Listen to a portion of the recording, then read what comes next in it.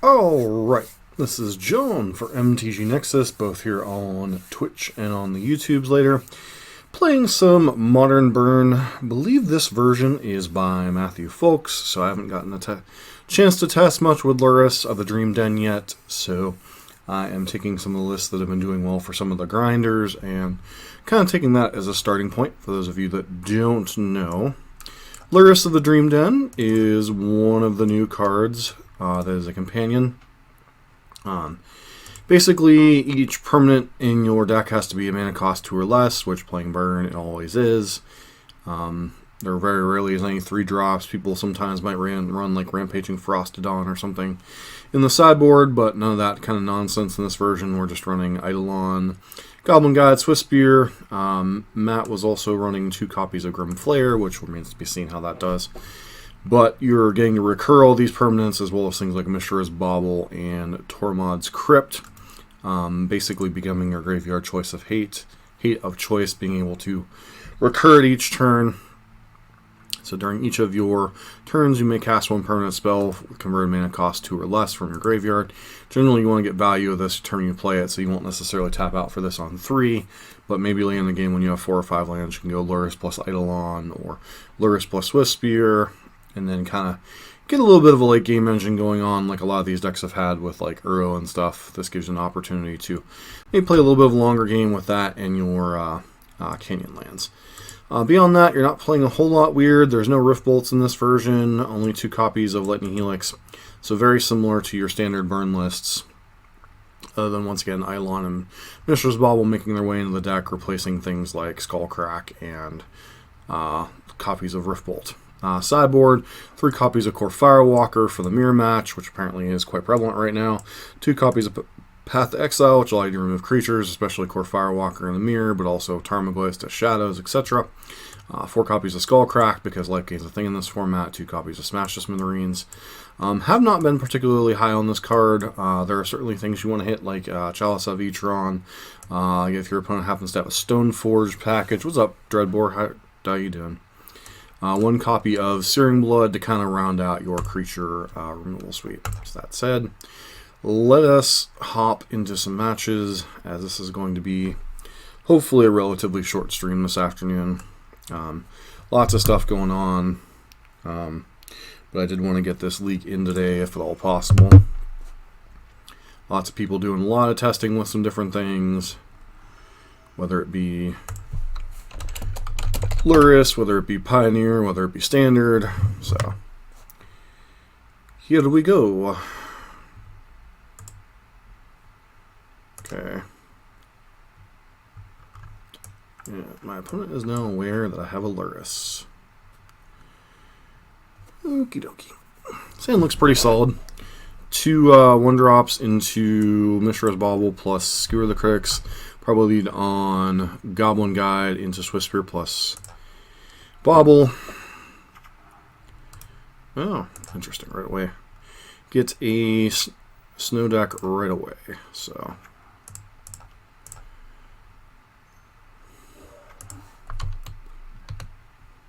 could be possible to actually lead with just looks like we're up against Bant right away. Could be possible that we're supposed to lead with yes, that is the white-black cat thingy.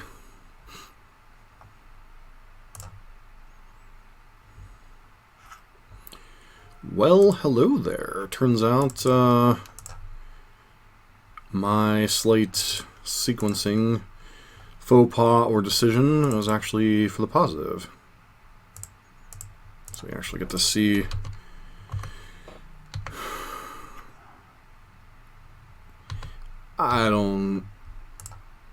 there are all kinds of people playing all kinds of things, so still get to see what their next card is during their upkeep. Activate this during their upkeep. They are drawing a Mystic Sanctuary, so they're going to have plenty of land drops.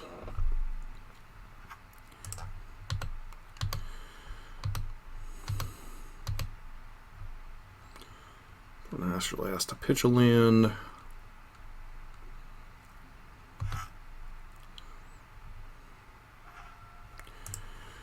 Alright, well, I mean,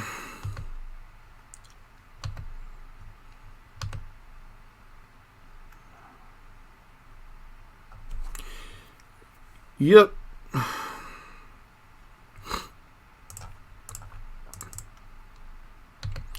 case they have a counter spell here, I kind of want to draw it out a little bit.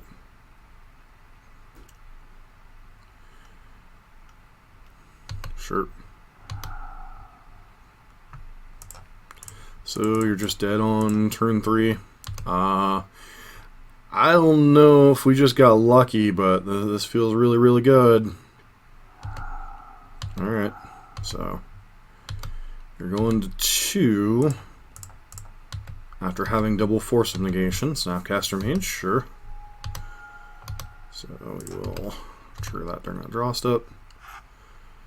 Actually, does it particularly matter? Probably not. So now they're drawing Snapcaster Mage here. Going to 1. What do you have? A Supreme Verdict? Yep. Their verdict is supreme. So they've already burned through quite a few Force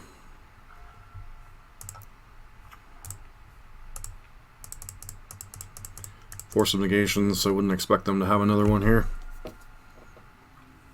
What's Lurrus do for burn? Gives you a little bit of a late game. And this version is also the version that I found that's done well in one of the grinders' hands is running Mishra's Bauble. So on turn 3, you just get to slam Lurrus and get a card out of it. So even if they have a kill spell for it right away, you're just like, cool. 4 Skullcracks against presumably Mant Snow.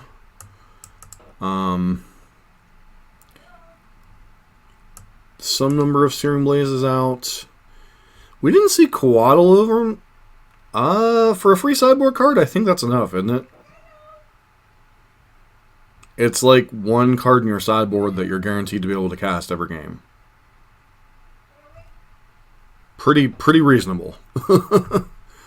I'm gonna board out all the Blazes for now.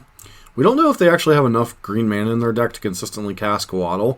They could just be like blue-white control with Uro, considering they show us Colonnade. So we're going to try it like this, see what happens. Actually, we probably should board out Lavamancer, huh? Sanctuary is awesome. Like, I've been locked out by that card enough to have a huge respect for Sanctuary.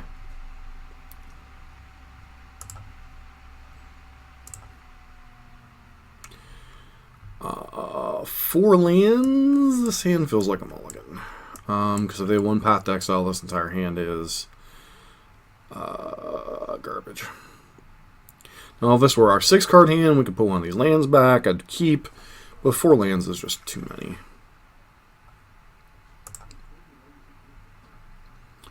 This hand's aight. Very, very painful, but it's alright. Keep, put back one. Do I want to put back one of the lands, or do I put back a bolt here? Guess land. Like, the decisions aren't quite as clear with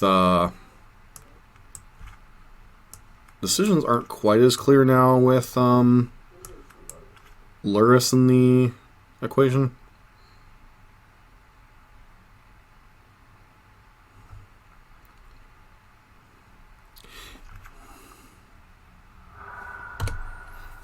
Alright, looks like they are snow, because they wouldn't be fetching basics right now if they...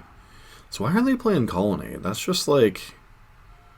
feels way more risky than it's worth. So, just going to main phase this here. Could be incorrect, but... you know, they have things like timely reinforcements and stuff, so... good chance this...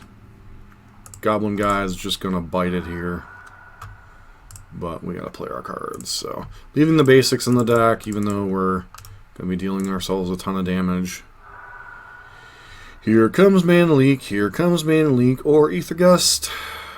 I put that on top, right? Like...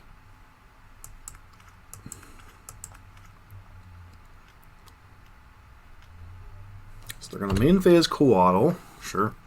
Looks like they're missing on land draws, potentially.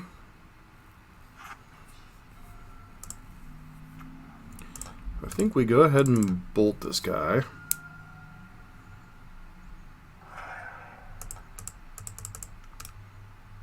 Play out one Eidolon, pass the turn.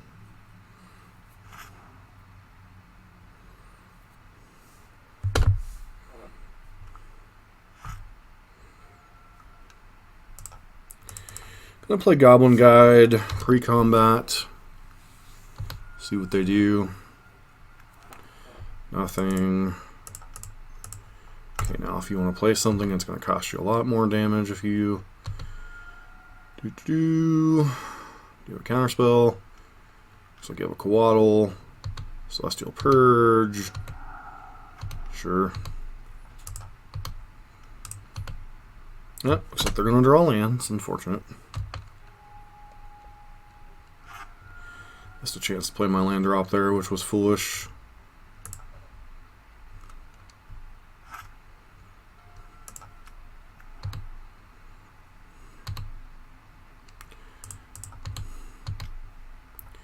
Trigger. Now we're really handing them lands.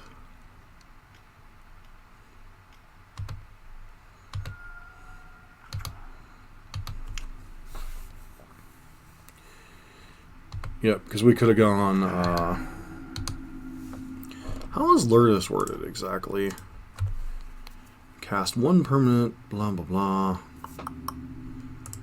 So what are the odds that they have Verdict next turn?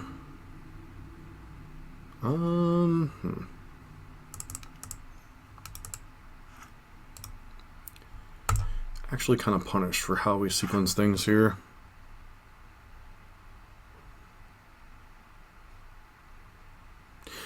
Uro isn't busted, it's just really, really good.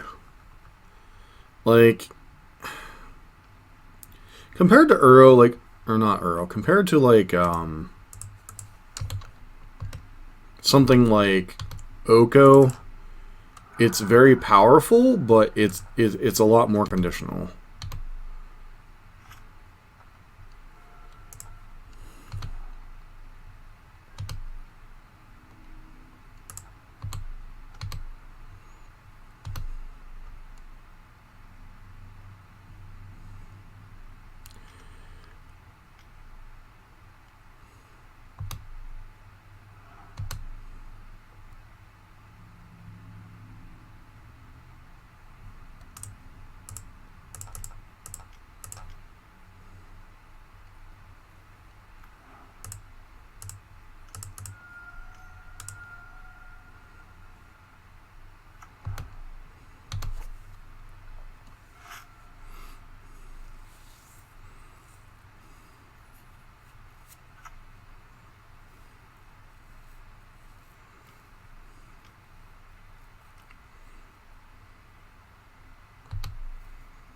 That's annoying.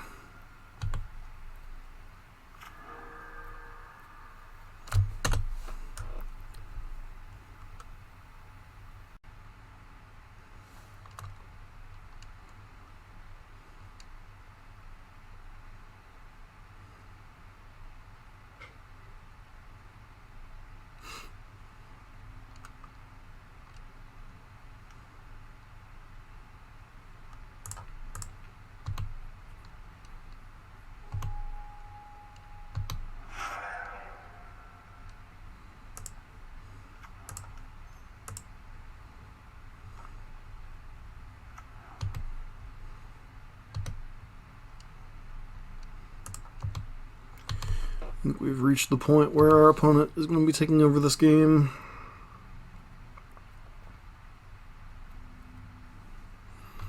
Sure.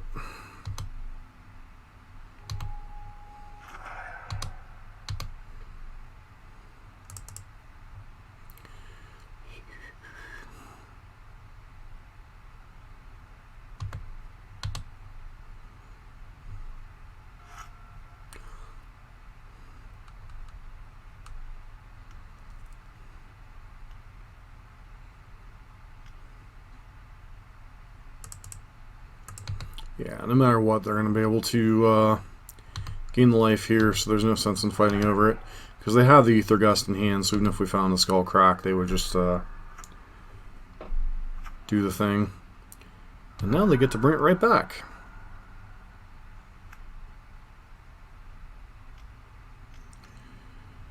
Alright, with them getting a little too cute here.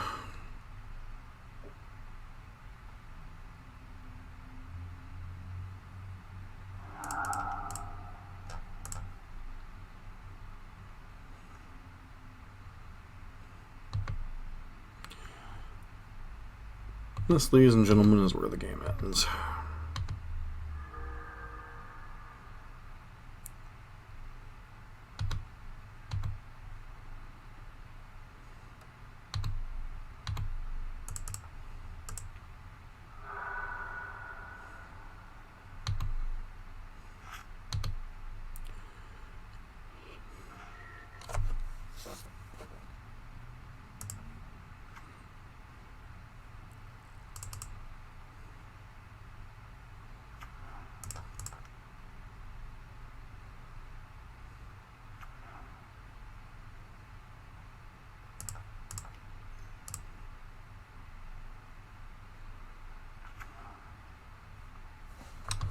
Pretty sure we're just dead here.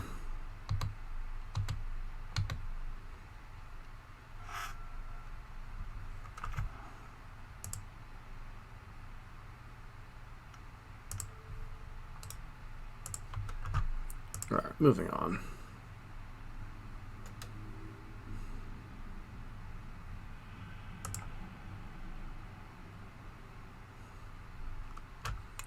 I think we can go ahead and bring in a couple blazes back in, since we can confirm they now have Coatl.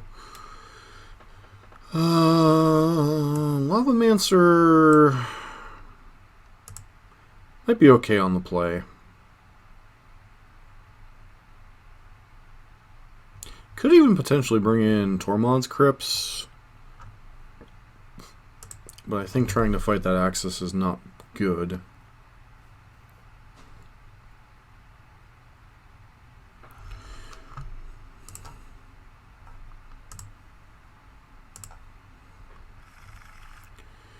This hand is solid but lacking creatures, but I still think it's a keep. Especially with Skullcrack.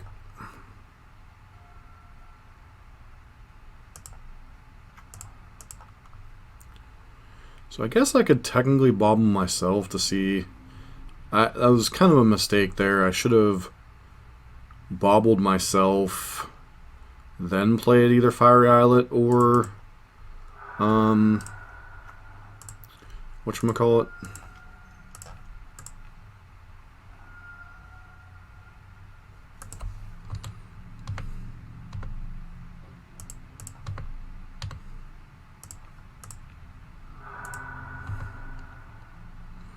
Supreme Verdict, okay.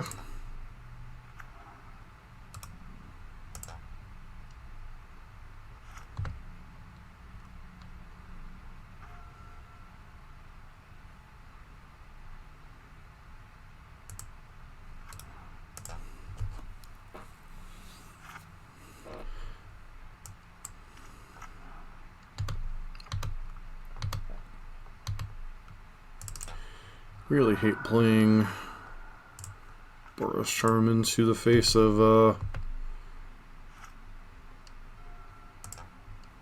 known spells.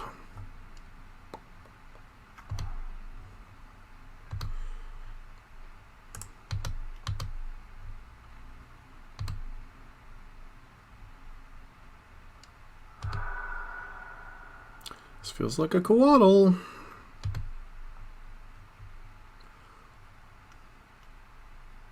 Purge. Alright. Now I have the awkward spot of, do I want to play Boros Charm while they're tapped out, or just kind of do the thing and hope they jam an Uro here?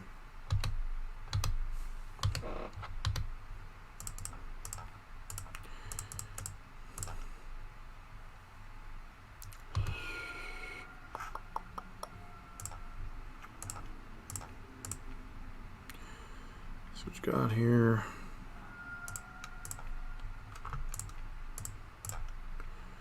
Do this.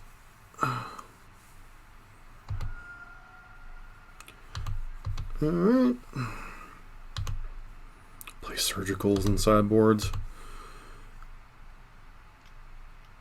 Yeah, I don't care about Coatl here.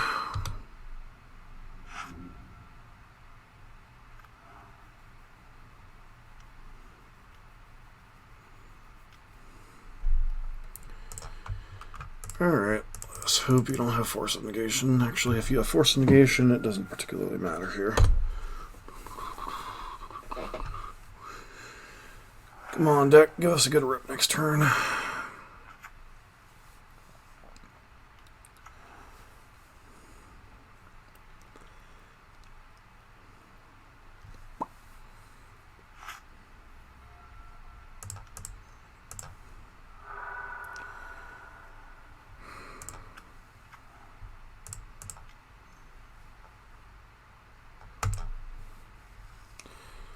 So annoying. I think I attack with it anyway here, just because I don't want them gaining creatures if they happen to rip it timely. Actually, that was one. Gives them a better opportunity to bring back Uro.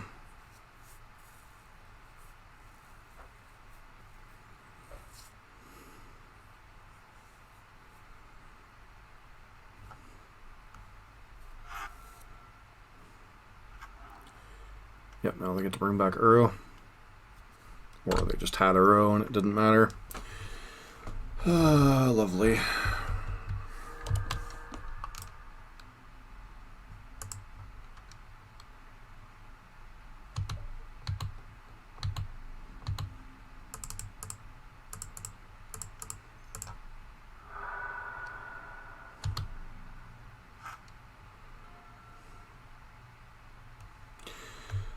So,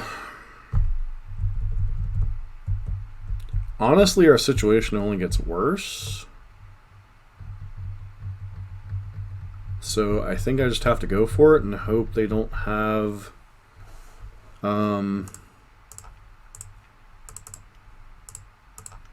things and stuff.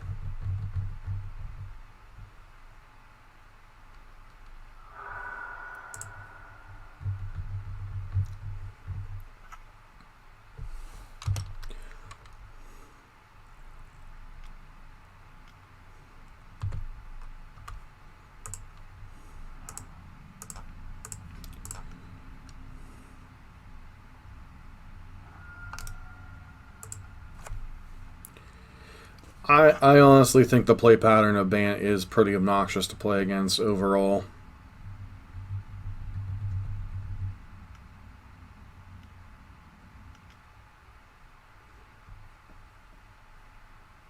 Like, I'm not opposed to Uro, I'm not opposed to Coatl. I honestly think the problem is Astrolabe. Like, this just allows them to include way too many basics in their list.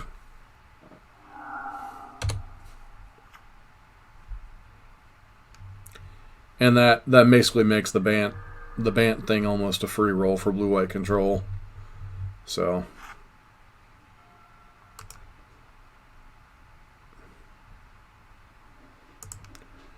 alright, well, that was fun.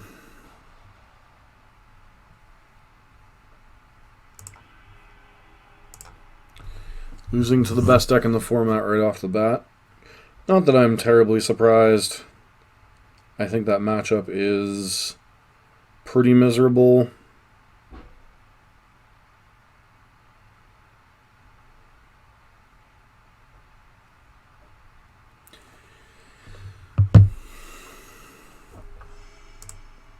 Like, blue-white was already kind of a closest matchup depending on how blue-white wanted to build itself. And it got a lot worse once they add Uro and stuff.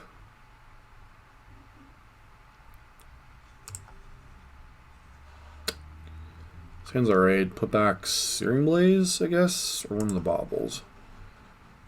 Put back Searing Blaze.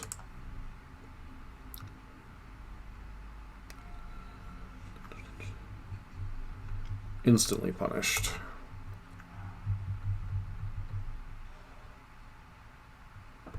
instantly punished. Alright, so do that because we have to.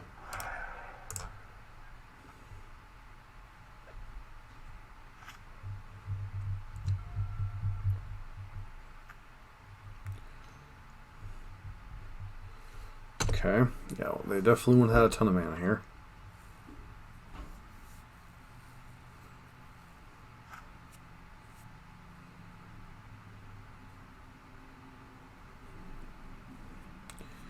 Feels like they probably have a bolt. Not really a ton we can do about that.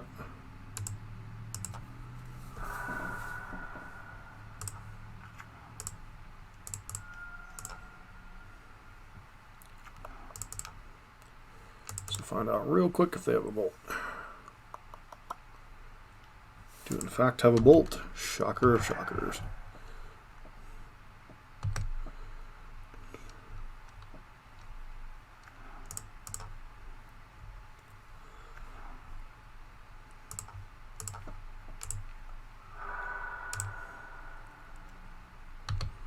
So they're drawing a mountain.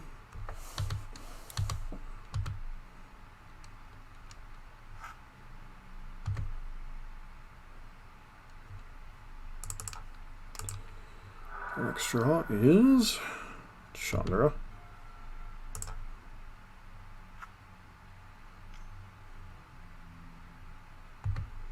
Okay.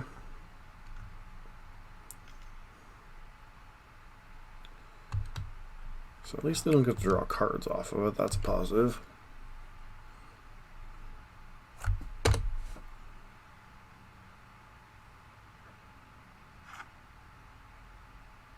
Oh, they get to draw 2 cards off an empty hand. That's just kind of aggravatingly stupid. Alright, so if I play this out, I'm just basically wasting my entire turn. Because they just get to Chandra, gun it down. So I think I'm just supposed to Boros Charm and kind of hope to get lucky a little bit. 9 points of burn in hand. So 13 total.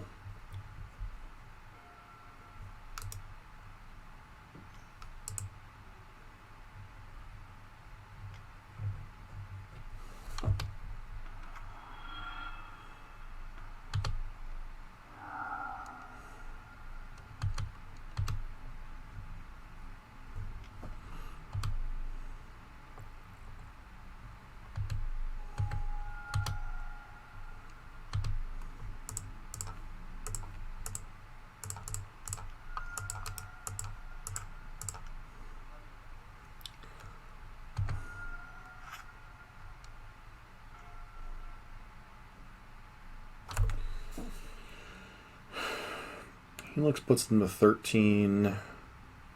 I still don't think we're going to win this race. But I do think Eidolon and the Great Revel is definitely basically a dead card here now.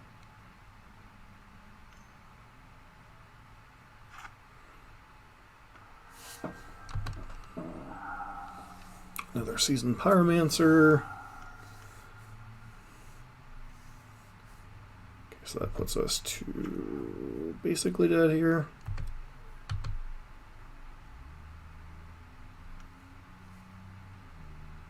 Taking 6, going to 3. So we're basically dead next turn. Or they just have a lightning bolt and it doesn't really matter. We can do this to prolong a draw step, but I don't think there's any one card here that gets us out of this situation.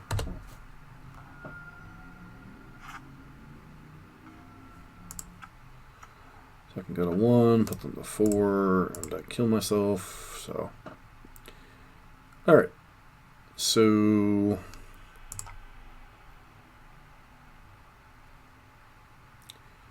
against them, Searing Blood is actually pretty reasonable.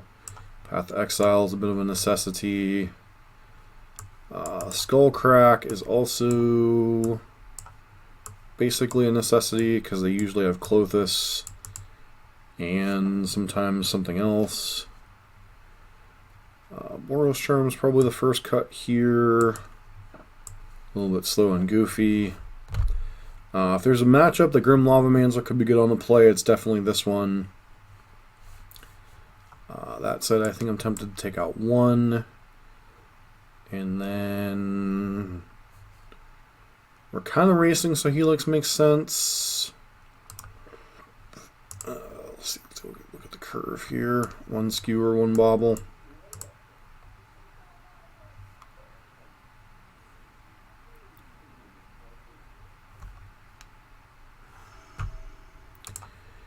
Could be on the play here.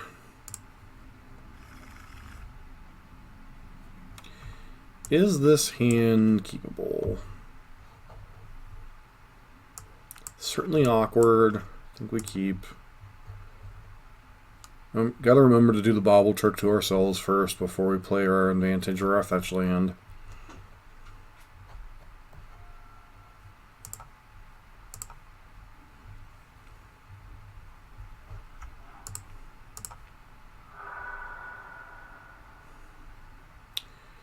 Eidolon good enough here.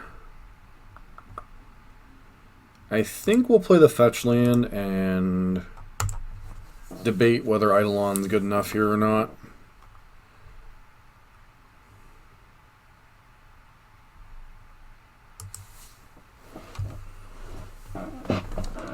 I was going to draw Eidolon regardless, I suppose. So should have just played our... Yeah, now they can just bypass the need for a mana dork.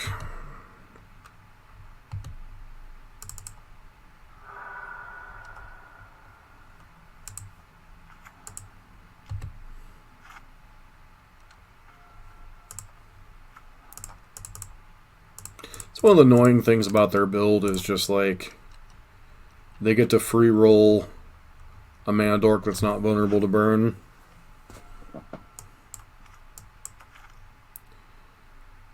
Cindervines. Really?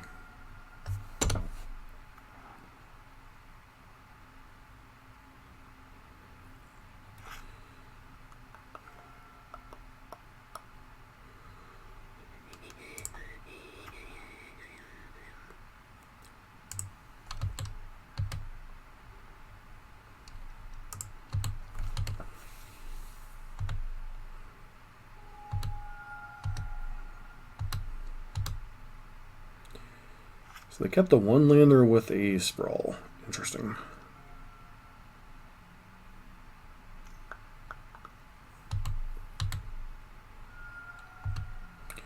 See if they pop the Cindervines here. Really? So you think that's going to deal me more damage over time than my Eidolon's going to deal to you? Okay.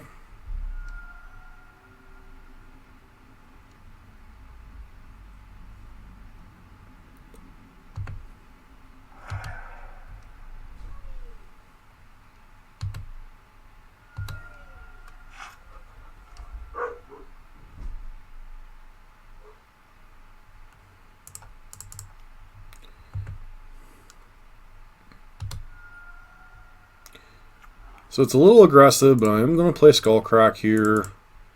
Taking 4 to cast it.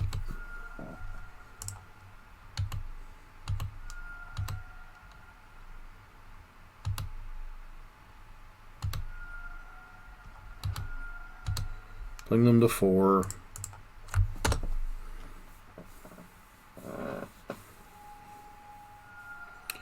Their best play is Seasoned Pyromancer here. And I think that leaves them dead. So they kept a bit of a greedy hand. We were on the play, so things kind of worked out there. Cindervines is annoying, but does it really change the game plan we're playing here?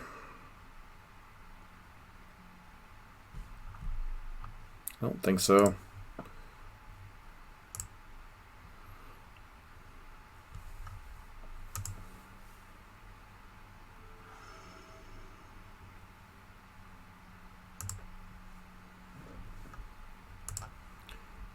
Lurrus and go. This hand is excellent.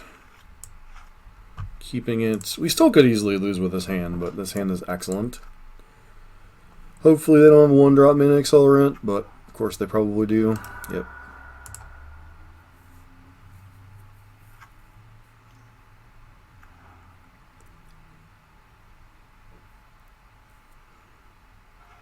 Difference between being on the play and being on the draw here obviously is huge.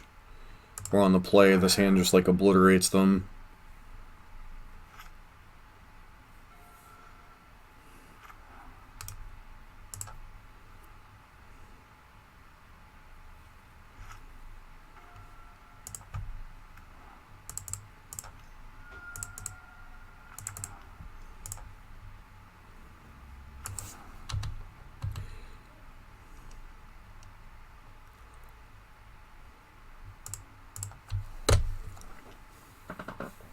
Sure, they're drawing an Arbor Elf, which they're going to fetch away because it's terrible in this spot.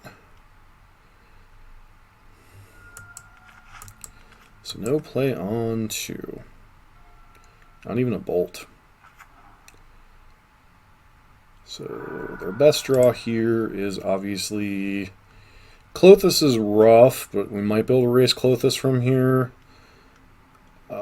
Pillage, destroy your land. Okay, sure.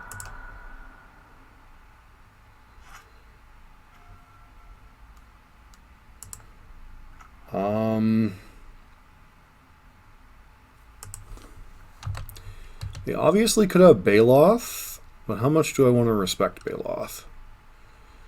So...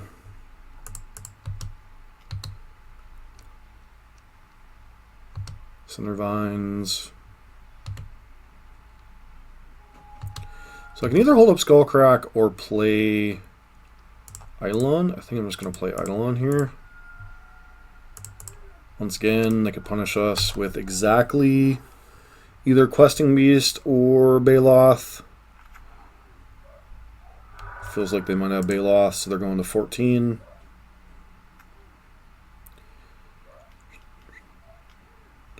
Bloodbraid Elf. Okay. Klothys is a little rough. So we go to 8. Okay, so they're just dead. Cool.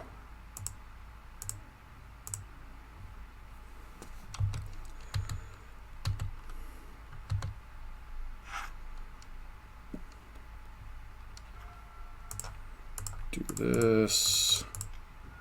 One of Searing Blood's been amazing this matchup. And that should be the concession. Nice.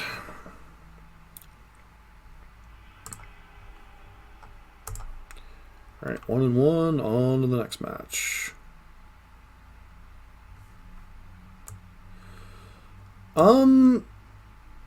Black-Green X is not great against Blue-White X at the moment, but I do think the adaptation of Chokes and Boils do at least give them game in the matchup. So...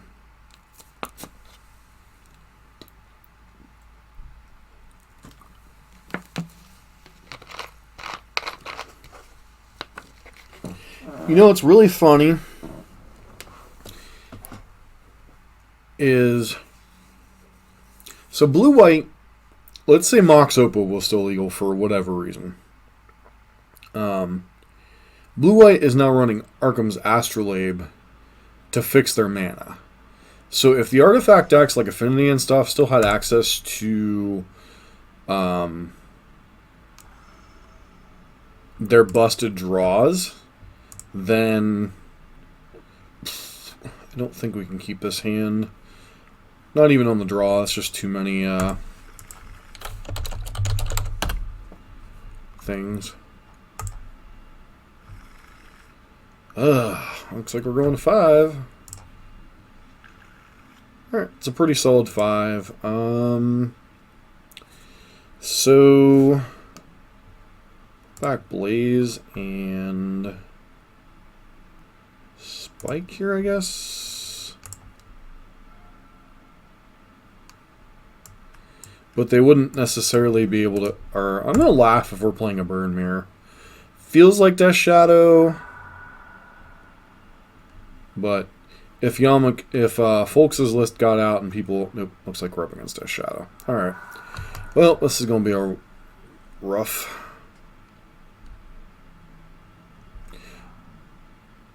Well, you know what I mean. It's a functional 5 that's going to immediately get Inquisitioned.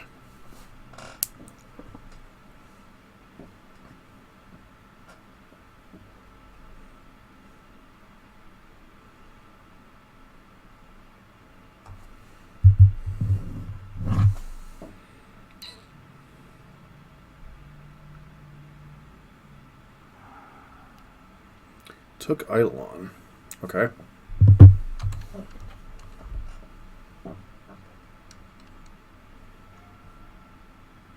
So I'm giving away information here, but I don't think it particularly matters.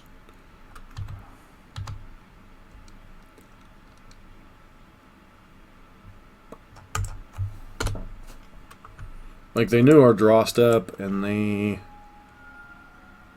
Who'd they bobble, exactly? Turret on themselves. Alright.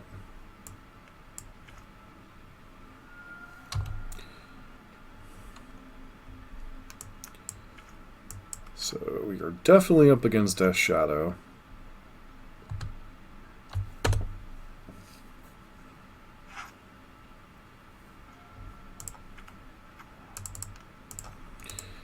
Feels kind of... means they're going to be able to trigger Death Shadow next turn. So we'll put them to... I have a feeling here comes a Fatal Push. Yep.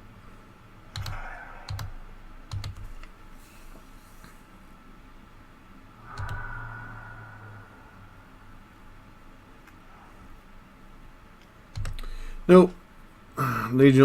They would have to reveal it as a companion at the beginning of the game.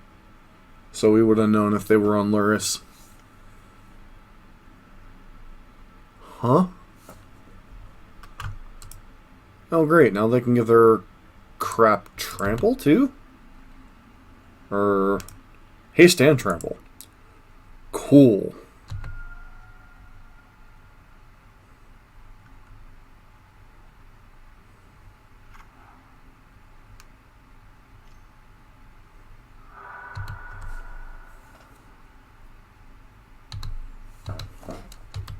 So they've got, like, nothing.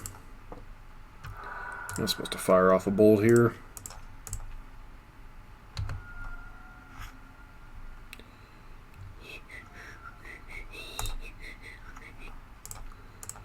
Alright. That keeps them from being able to fetch shock for a red source. Don't know if that's particularly relevant.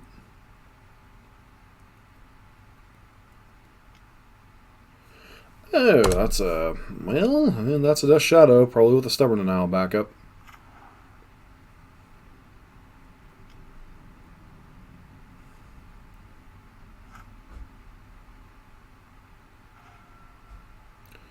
So you're saying we're probably dead here. Either way, I guess we have to chuck this at their face, so... Do you have the Denial? Unfortunately, they do. Okay. Do you have the Team or Battle Rage or something their effect to kill us?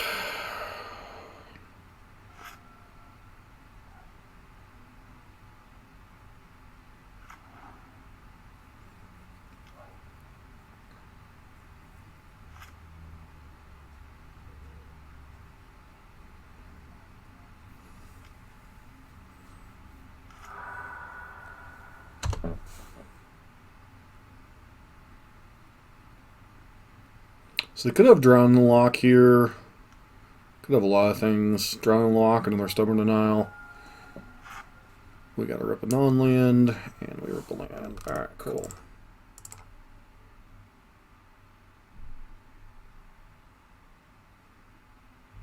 It is called Footfall Crater.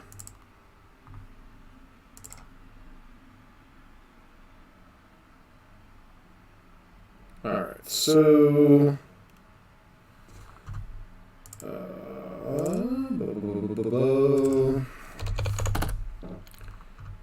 we are up against Traverse Death Shadow, so...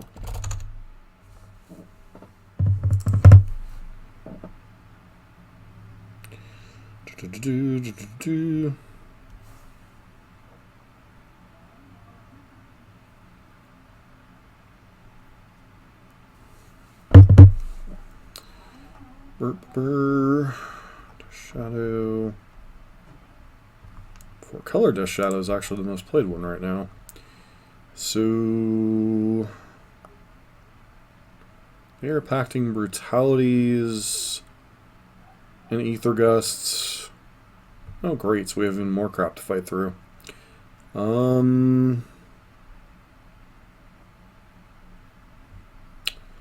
We have Ether Gusts, Brutalities. So we probably want Paths. These Bloods can come out. I want some amount of Skull Cracks. Helix does help in racing situations, but they tend to deal damage in enough chunks that it doesn't matter.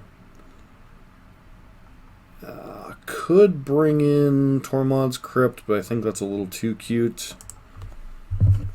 Let's go like that.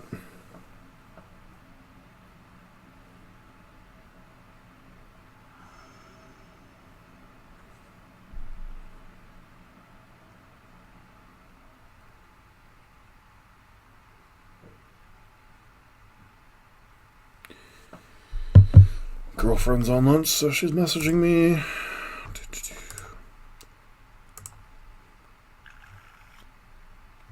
Actually, we should have boarded out Lavamancer over the burn spells. Probably just going to be play a land, eat a burn or eat a fatal push or something here, but that's like the one part in this particular list I'm not a huge fan of is these Lavamancers. I think it's not a well-positioned card in the current meta. Don't think there's enough creature decks out there to justify playing that card right now.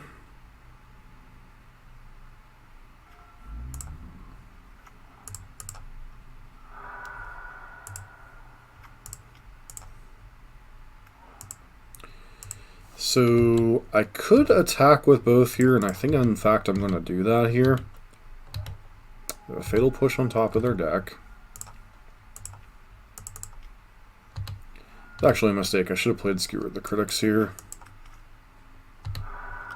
So the fatal push is going bye-bye.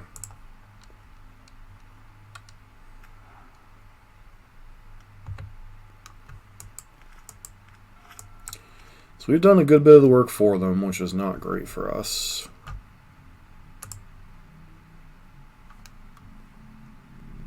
No, I don't think so.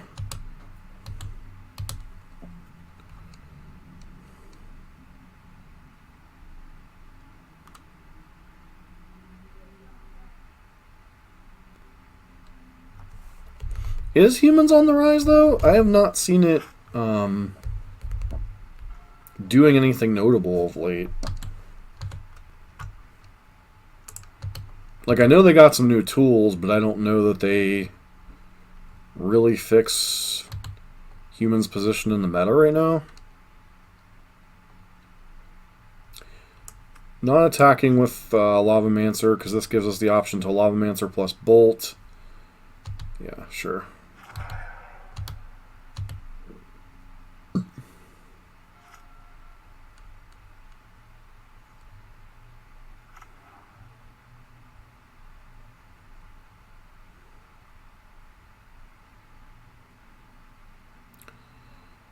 Tarmogoyf turn. Feels like they need to play a Goyf here.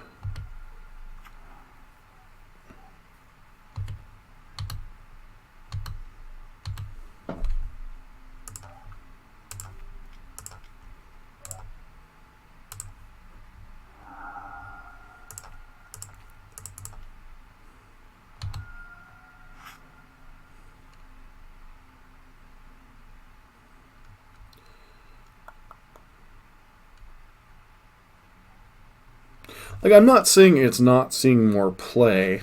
I just don't know main deck Lavamancer is necessarily where you want to be.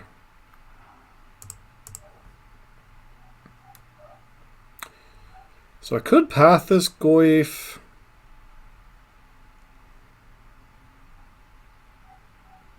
Path plus shoot puts them to 5. Path plus attack puts them to 6.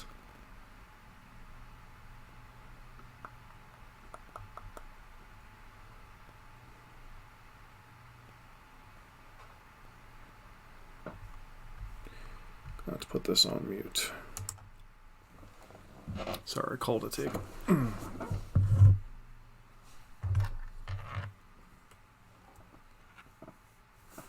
Hey. Hey. Did I wake you? No. Good. I'm getting my way tonight. Okay. Yeah, it's only myself, Tyler, and Abby actually closing. I'm getting my way tonight. I'm not muted. Yay. It's what leads me to believe the stupid thing is picking up both things.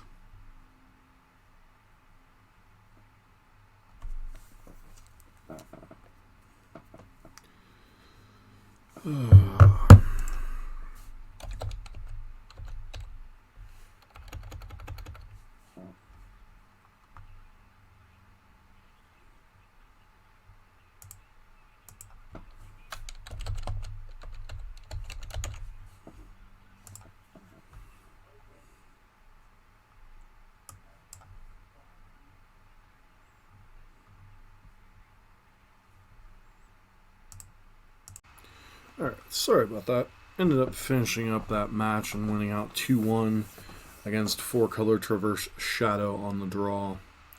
So, I had to take that phone call. Hadn't talked to my girlfriend Carrie since I dropped her off at work. So, it was kind of a thing there. And I think we definitely did confirm that my onboard mic is still picking up things even when my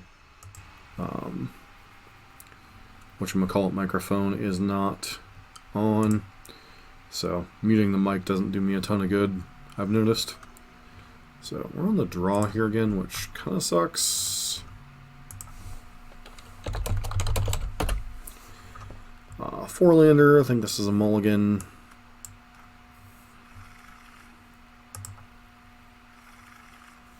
Sand's better, but not great. Probably put back a landing helix here. From an efficiency standpoint, with the 2 lands, we want Lavamancer into other stuff.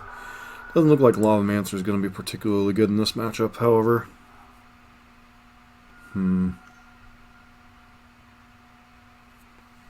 Burn Quasi-Mirror?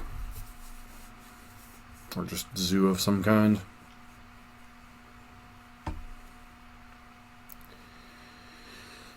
Got another land, which is solid. I'm supposed to play Lavamancer here. Fetch land, Lavamancer, that way I can either go Spike, or I can just play Helix next turn. I guess it doesn't matter with... Okay, with that, I'm definitely going to play Lavaman here. This encourages them to bolt something if they have bolt. Because that kind of indicates to me they're on like a Tribal Flames build or something.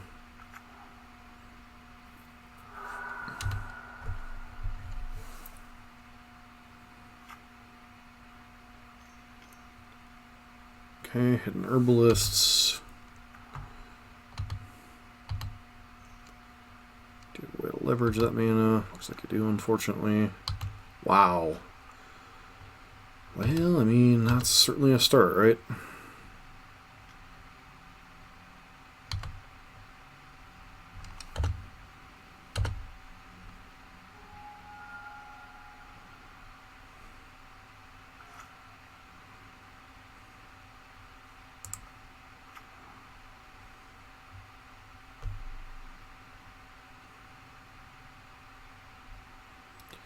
So we're taking 6 this turn, basically no matter what. Hopefully they don't have a Tarkus command.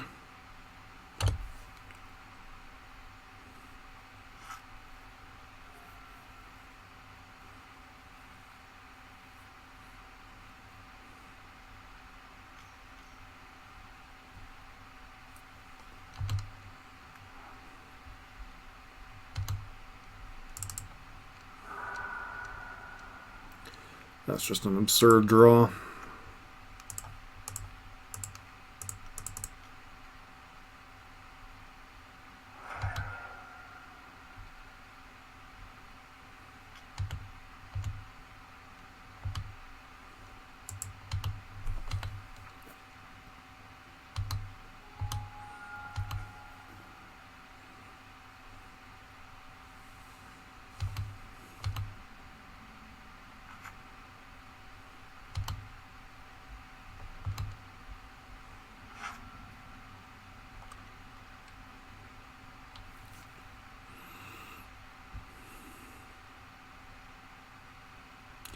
Skewer the critics, showing how awkward it can be.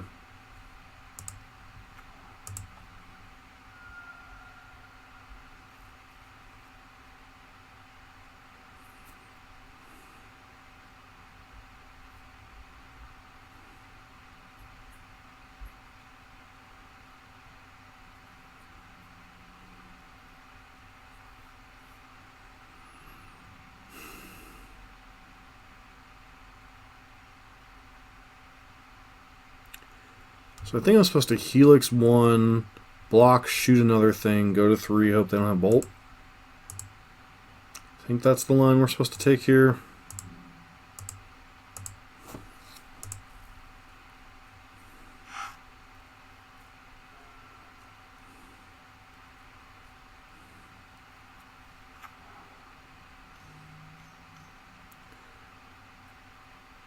Goblin Bushwhacker. Does that change the math?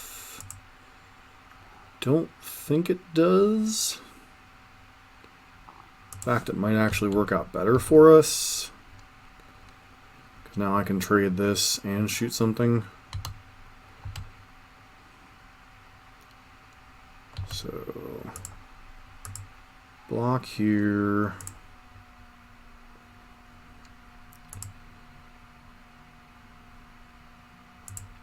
Shoot that.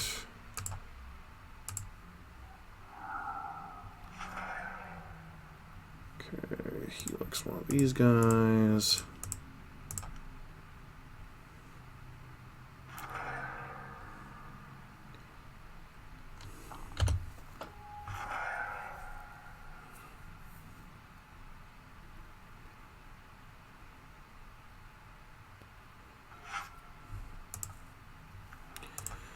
For now, let's do this.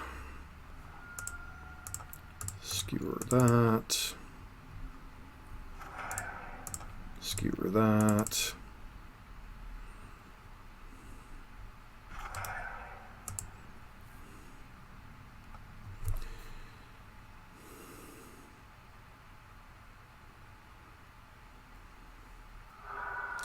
I think it's incorrect for them to... Okay, never mind. They have Dread Arbor. That explains why.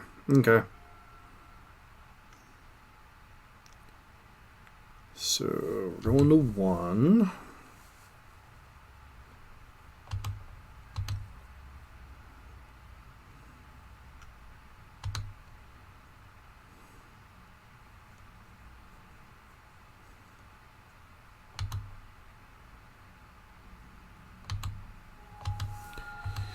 Is there any draw in our deck that gets us out of this?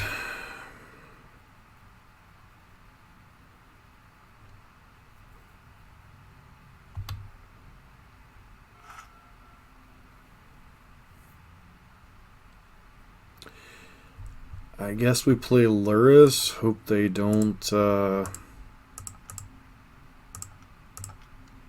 draw anything here.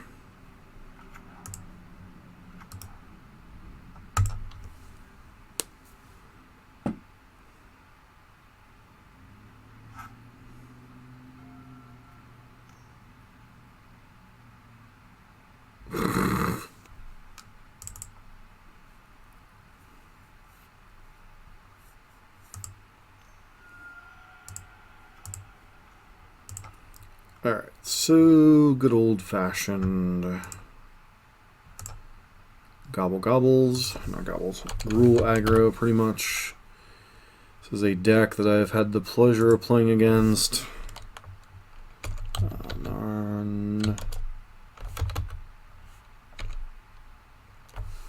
Renegade. They bring in usually a bunch of Dragon's Claws. So we are up against Delta CX. They have no finishes with the deck. So for now, go ahead and bring in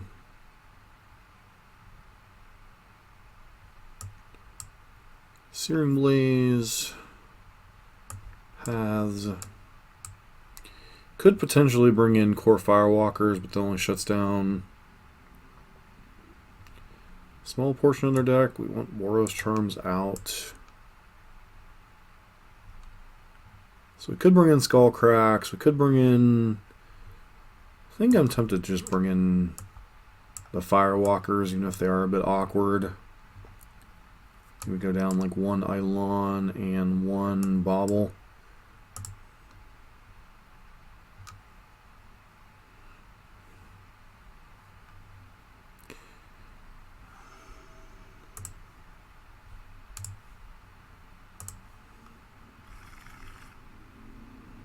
Seems interesting. Bit awkward, but interesting. Gonna keep it because we have the double Firewalker. Could just be wrong, but I think having the protection from their deck, well, protection from the removal spell portion of their deck is pretty reasonable, and a 2/2 body that we could potentially recast with Lurrus down the line seems pretty appealing.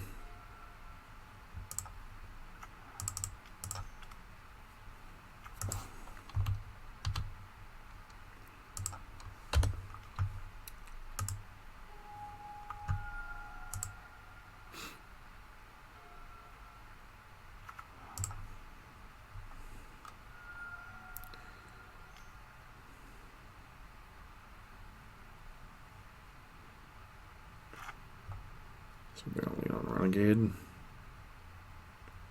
Coddle. Okay.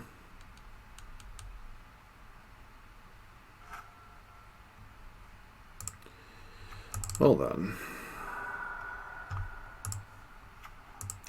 I think we are going to be very punished for boarding in these Firewalkers.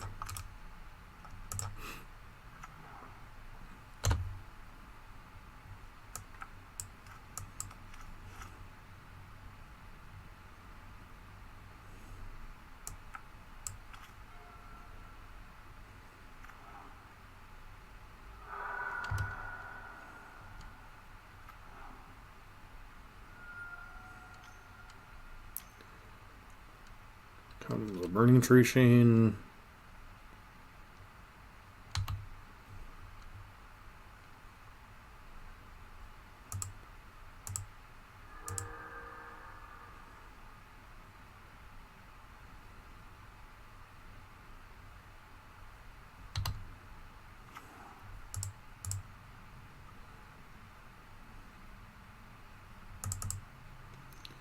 Curious to see. Okay, there's the Renegade.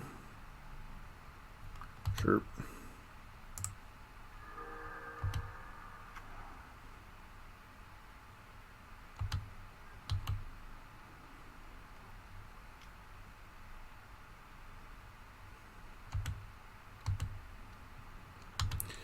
Hopefully we start drawing some Boulder's Blaze effects soon.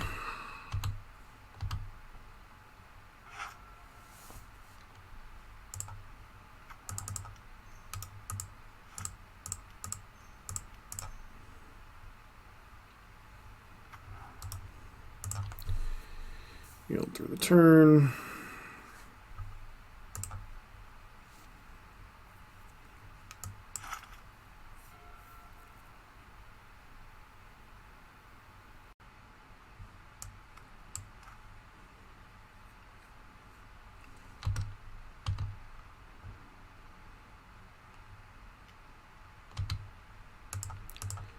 go ahead and do this. I'm going to take in 2 here when I can recur back with Lurrus next turn. Yep, Tarmogoyf, sure.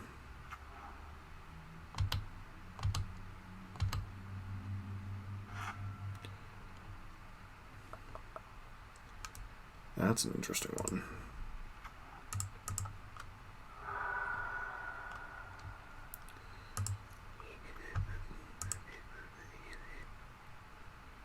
So am I supposed to recur Lurrus here? Turn Tarmogoyf into a 2/1.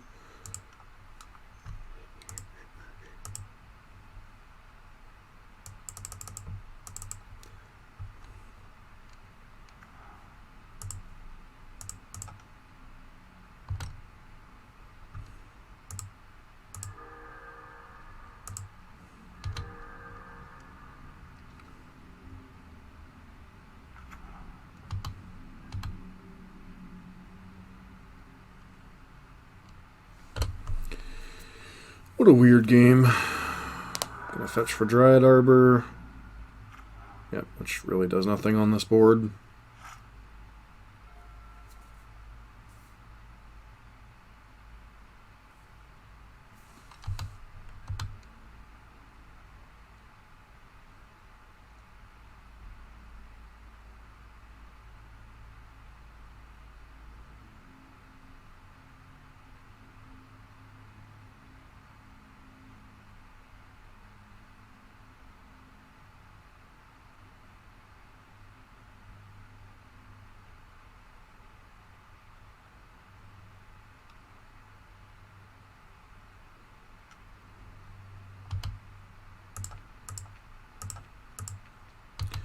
I think I'm cool making this exchange. If they have an Atarka's command or something, it's whatever.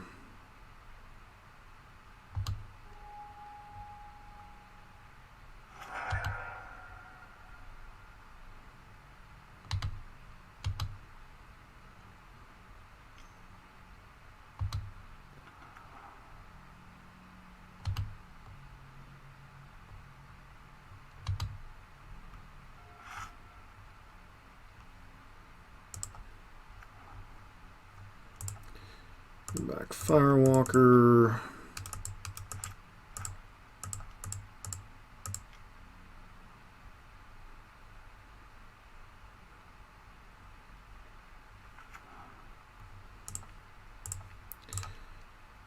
So I'm opting to play Eidolon here over the rest of the crew because I want them to start taking damage from their spells here.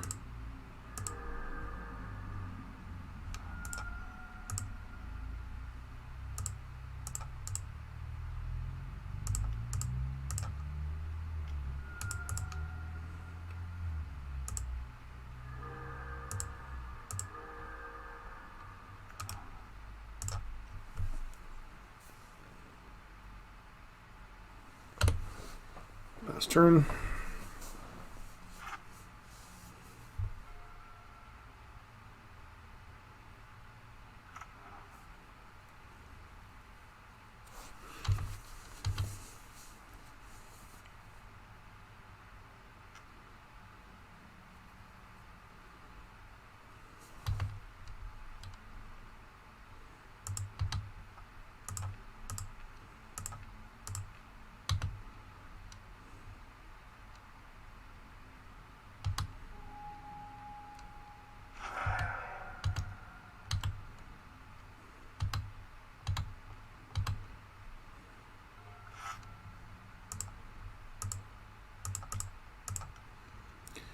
Take 2 here.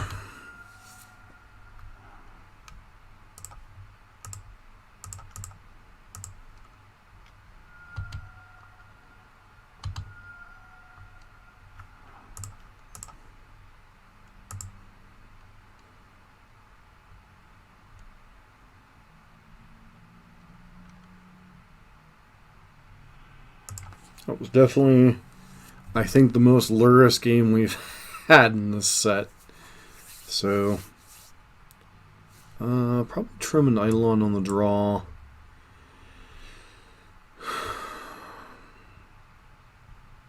Bring back in a bauble. Hope they don't have one of these busted draws again.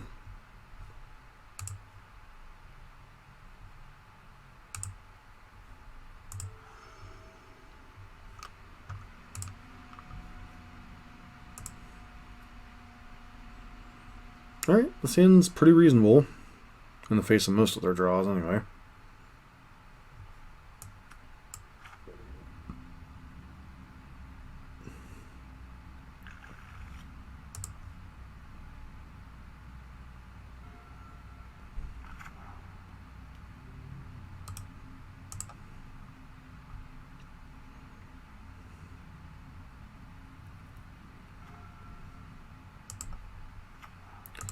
Tarn, get basic mountain here, preserve our life total a little bit.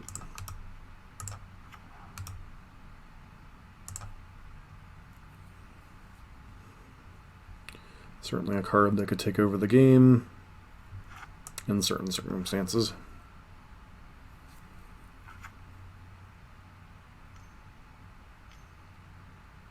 Dragon's Claw, sure.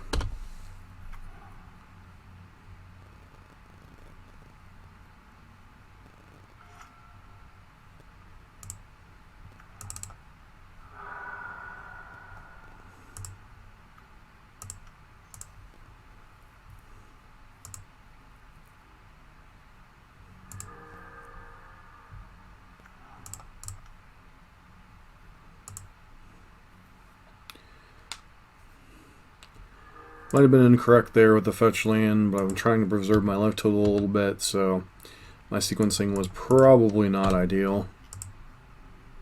Okay, they have a Nakatl coming down next turn, sure.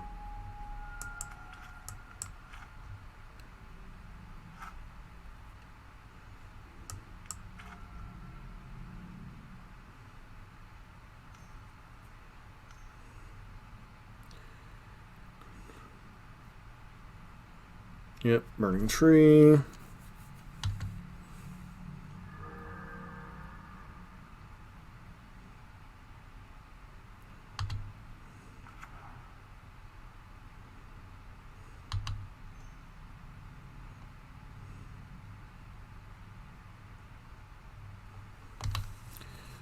Okay.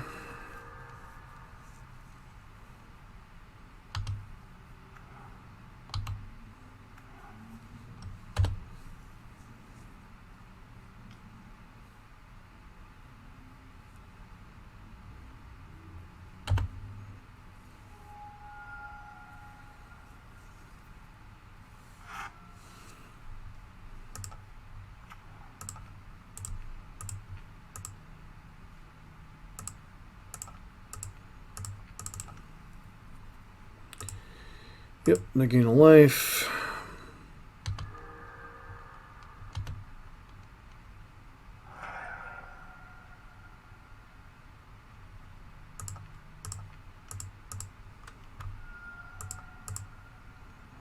Try to reduce the size of the glyph a little bit.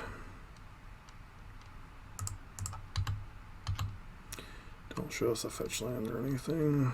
Bolt, sure.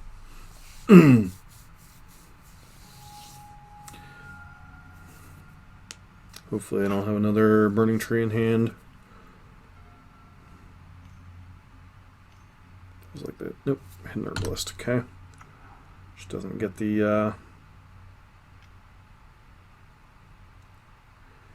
they hand us land, which is nice.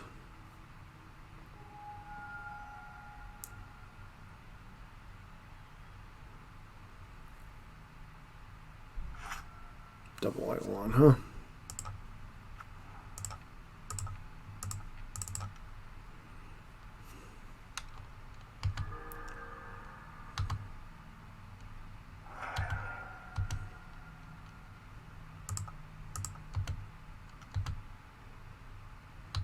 Tarmogoyf.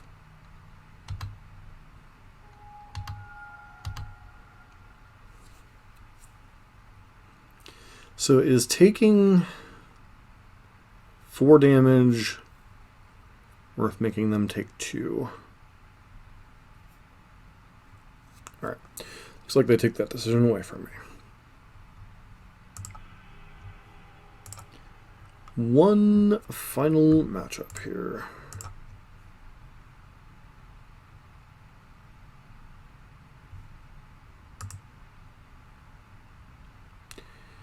Definitely a weird league so far.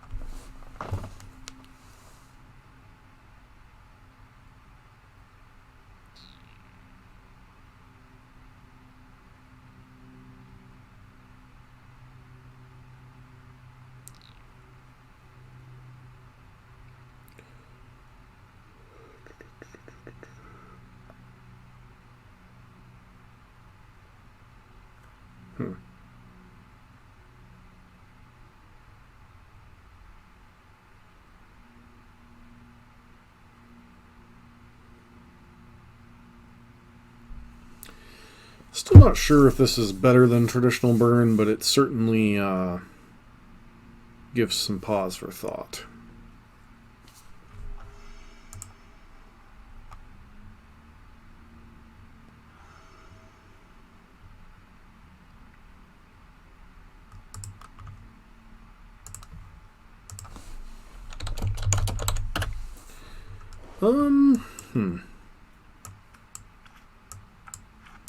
I think we're going to try keeping the 4-laner here, which is a little bit weird, obviously. But with Mishra's Bauble to replay with Lurrus, I think getting another extra draw plus a couple of draws off of Mishra's Bauble, this is the kind of hand you like want to test with Lurrus. So, oh, humans, wonderful. Yep.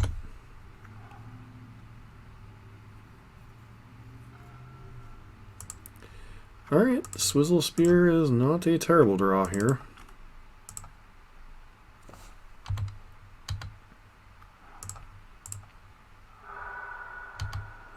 They have an Ancient Ziggy on top.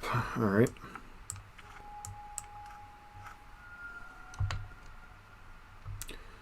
Lightning Bolt's a solid one.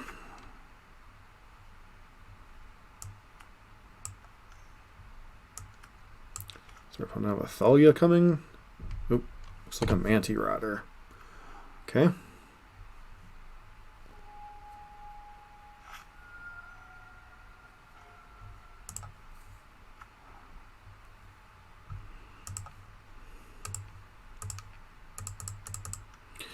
Feels annoying not to kill the Mana Dork, but the Mana Strider is enough of a threat. We need to get it out of the way, so hope we can race at this point.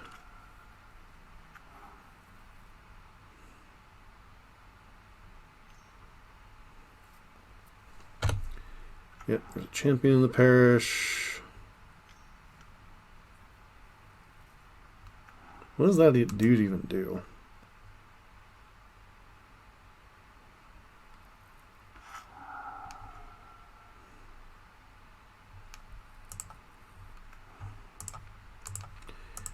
Curious if they even block here.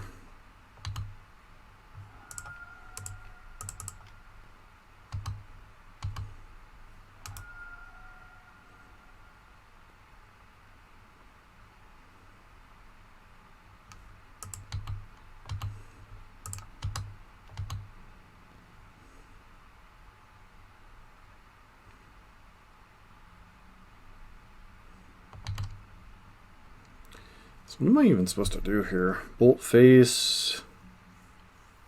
Kill one of the dudes.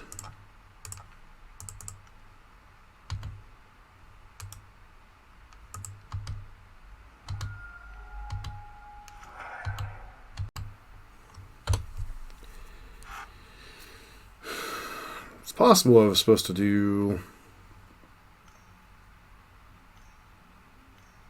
Yes, Rider.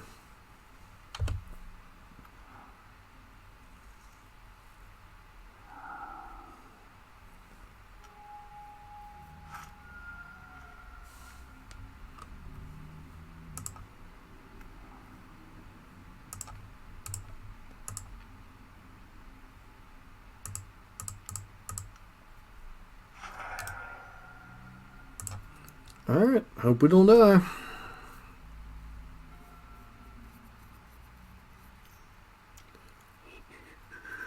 Okay. How many of those puppies do you have?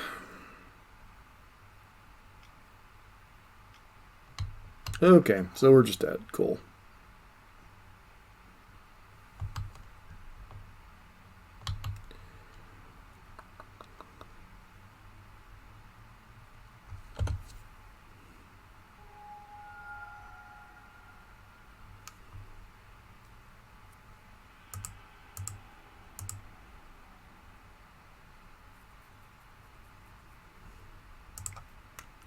So if I bolted the general, would that have bought us another turn? I think so. Bring in the blood, bring in the paths. Bring in some amount of skull cracks.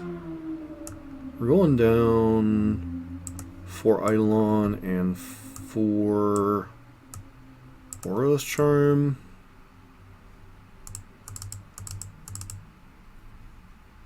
So, do I bring in a 1 of random smash, or do I bring in an Eidolon or a Lurrus Charm?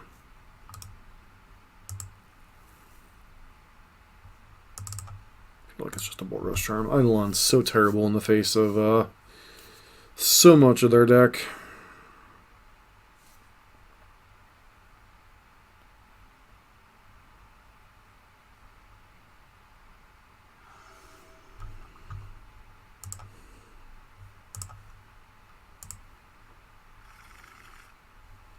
Five lands. Mulligan. This hand's pretty good. I think I put back the Skull Crack for now.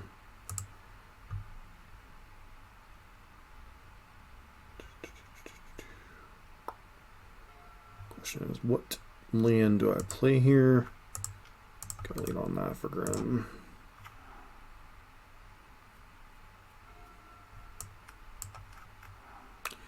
Depends on what kind of opening hand they're on here. Okay, so it looks like they're on a Champion of the Parish kind of hand. So...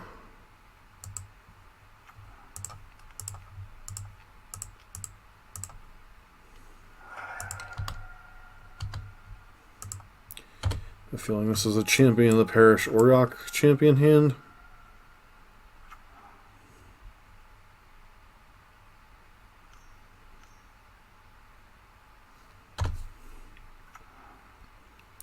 We get to take our skewer.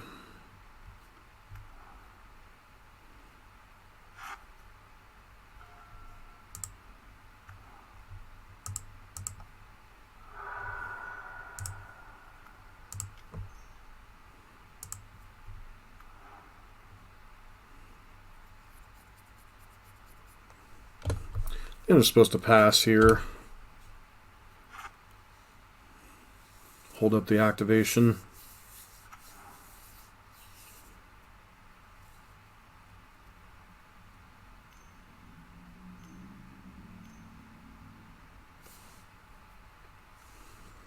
Yep.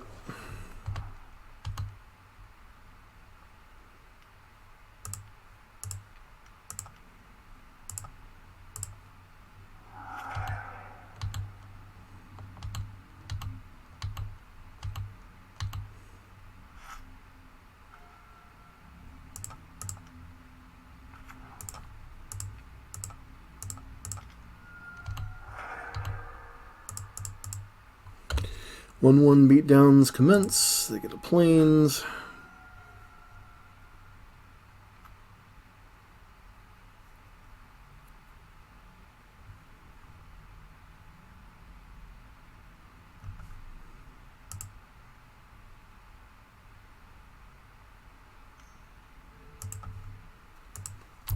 There's a champion of the parish. There's like a reflector mage.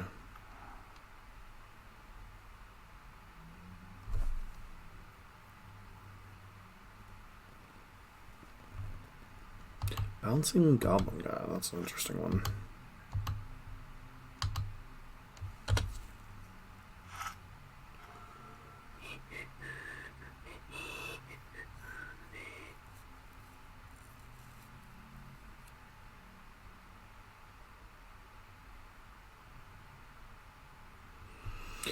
Feels awkward with the skewer of the critics, but I think I'm going to skull crack them and shoot the champion of the parish while we have the opportunity. Just to get it off the board.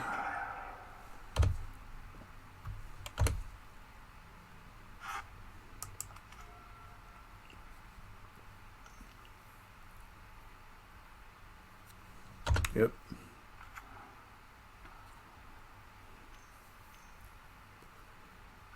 That's a little rough.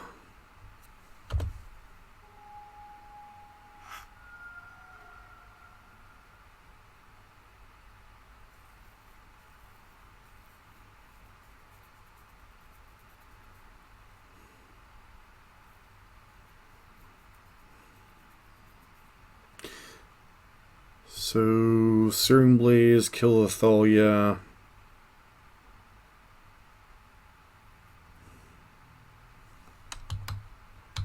No reason to do that right now. Just past main phase here. That way, if they have another Thalia in hand, they can't plant main phase without just kind of throwing it away. Okay, so it looks like one of their cards is a land.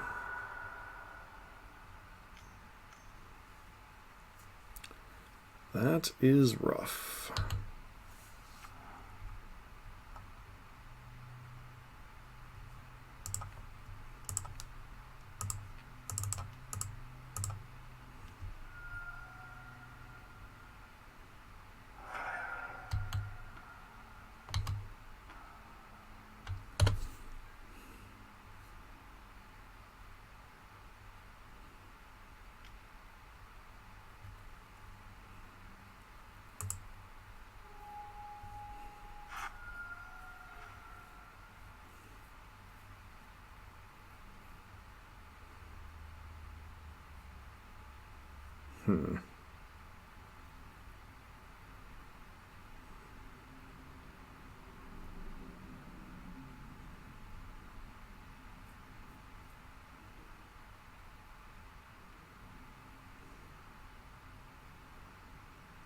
Now we're in an awkward spot. So we have 8 damage, but over 2 turns.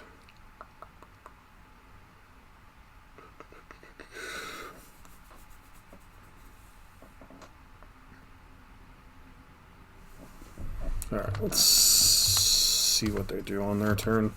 It's going to be a very close game. If they get like anything else here, we're in a lot of trouble. Please don't be a reflector mage. Does that change the math here? Trigger, trigger.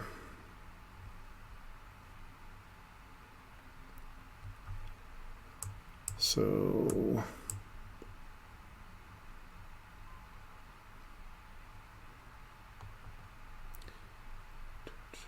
if they have another 1 mana human, we're dead.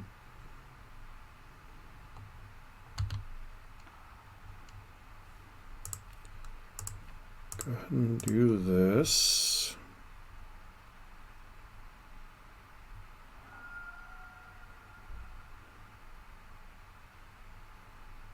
Actually, no, I think we're okay here.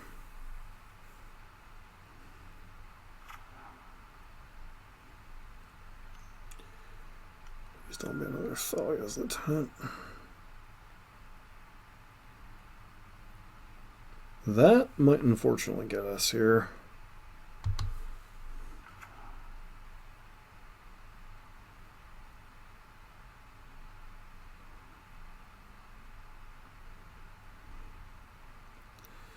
So I'm going to take exactly lethal.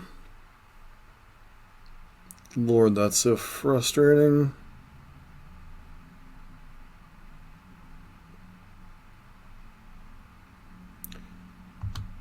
Let's see how they attack, I guess, but we're in a lot of trouble.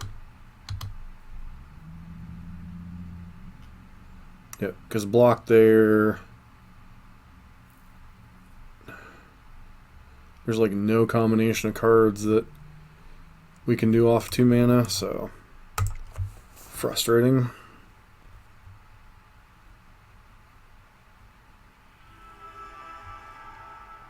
It was nice to get a 3-2, but that was just a very kind of weird ending to the league overall. Certainly have to play some more with this version. I do like a little bit of what's going on with Lurrus. Grim Lavamancer was much more useful than it normally is. Because we ran into both Gruul and... Well, we ran into Gruul twice. Well, Gruul midrange, Gruul aggro, Zoo, Naya whack Zoo. And we also ran into... humans, so maybe there's a reason to keep Lavamancers in the main.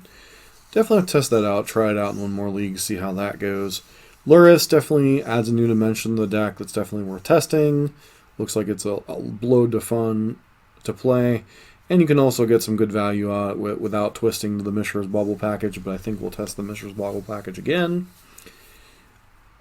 And beyond that, I apologize for the interruption in the middle of the video and / stream, but some things are more important than streaming Magic sometimes, so do apologize for that short bit of conversation everybody heard, but get this video up shortly. I know it's going to be missing a bit of the Death Shadow League, but I think overall this was a very fun league, and we can all learn a lot from it.